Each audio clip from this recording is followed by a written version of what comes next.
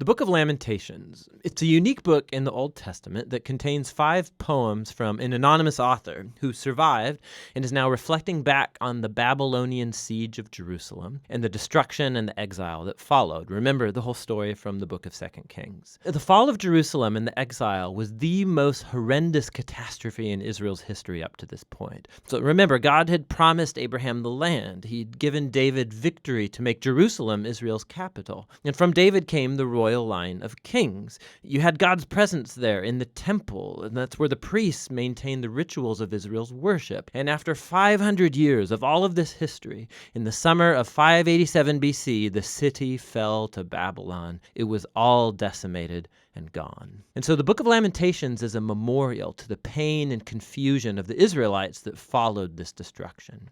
Now, the lament poems found here are not unique in the Bible. There's lots of them in the book of Psalms. And these biblical poems of lament, they do a number of things. They're a form of protest. They're a way of drawing everybody's attention, including God's attention, to the horrible things that happen in this world that should not be tolerated. They're a way of processing emotion. So in these poems, God's people vent their anger and dismay at the ruin caused by people's sin and selfishness. And these poems are a place to voice confusion.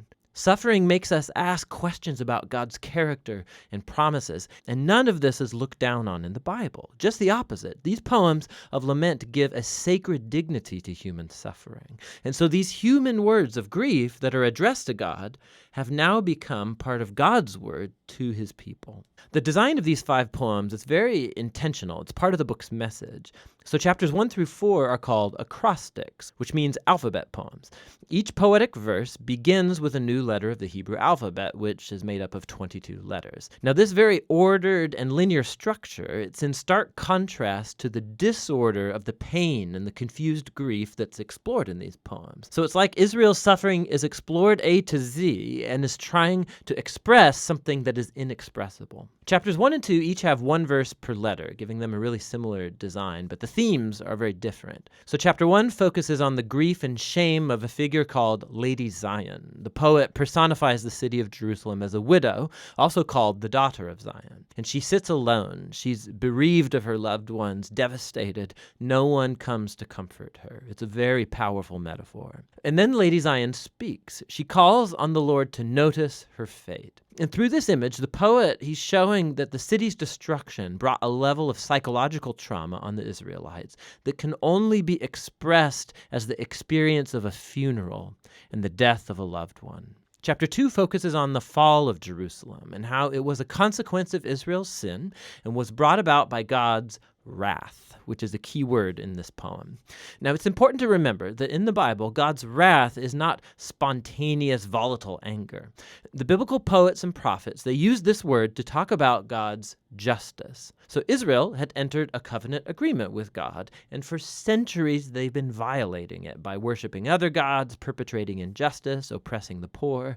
And so, yes, God is slow to anger, but he eventually does get angry at human evil, and he will bring his just anger in the form of punishment.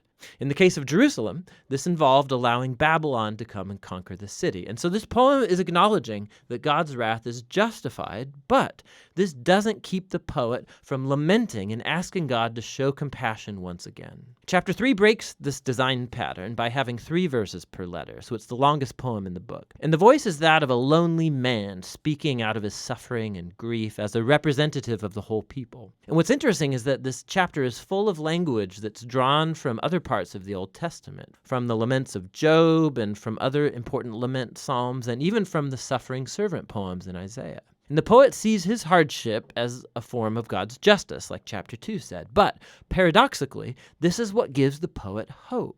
And it leads him to offer the only hopeful words in the whole book. Because of the Lord's covenant faithfulness, we do not perish. His mercies never fail. They're new every morning. How great is your faithfulness, O God. So I say to myself, the Lord is my inheritance, therefore I will put my hope in him. So the poet reasons, if God is consistent enough to bring his justice on human evil, then he'll also be consistent with his covenant promise to not allow evil to get the final word. And so for this poet, God's judgment is the seedbed of hope for the future. Chapter 4 goes back to the same alphabet structure as chapters 1 and 2, and is a vivid and disturbing depiction of the 2-year siege in Jerusalem. And it contrasts how things used to be in Jerusalem of the past and how terrible they became in the siege. So children used to laugh and play in the streets, but now they beg for food. The wealthy used to eat lavish meals, but now they eat whatever they can find in the dirt. And the royal leaders used to be full of splendor, but now they're famished and dirty and unrecognizable. And the anointed king from the line of David has been captured and dragged away. So the poem's power comes from the shock of these contrasts, and it's exploring the depth of the suffering that Israel brought on itself. Now, the final poem is unique because it breaks the design pattern. It's the same length as all of the other alphabet poems, but the alphabet order is gone. It's like the poet can't hold it together anymore, and his grief has exploded back into chaos. The poem is a communal prayer for God's mercy. Israel begs God not to ignore their suffering or abandon them. And the poem offers a long list of all of the different kinds of people who were devastated by the fall of the city.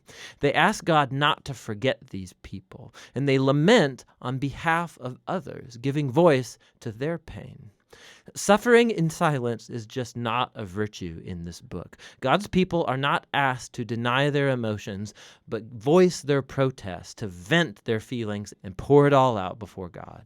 The book ends with something of a paradox. The poet acknowledges that God is the eternal king of the world, but also that Israel's circumstances make them feel like God is nowhere to be found. And so the final words of the book leave this tension totally unresolved. It asks, unless you've totally rejected us, and the book ends. The poet doesn't offer a nice, neat conclusion, much like our own experiences of pain and suffering. The story of the Bible doesn't end here, but this very important book shows us how lament and prayer and grief are a crucial part of the journey of faith of God's people in a broken world. And that's what the Book of Lamentations is all about.